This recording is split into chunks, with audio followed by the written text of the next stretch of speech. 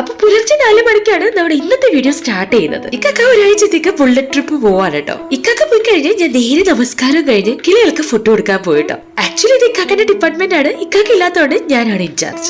കിളികൾക്ക് ഫുഡൊക്കെ കൊടുത്ത് വന്നപ്പോഴേക്കും നമ്മൾ അത്യാവശ്യം ലേറ്റ് ആയിട്ടുണ്ട് കേട്ടോ. ഇനിയിപ്പോ ഞാൻ നേരെ കിച്ചണിൽ കയറിയിട്ടുണ്ട്.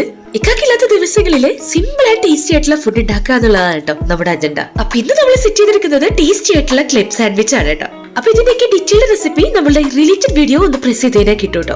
അങ്ങനെ നമ്മൾ 3 ആളും കൂടി ഇരുന്ന് സാൻഡ്വിച്ച് ഒക്കെ കഴിച്ചു. ബ്രേക്ക്ഫാസ്റ്റ് കഴിഞ്ഞപ്പോൾ തന്നെ ഞാൻ ലഞ്ചിനുള്ള കുക്കിംഗ് സ്റ്റാർട്ട് ചെയ്തിട്ടോ.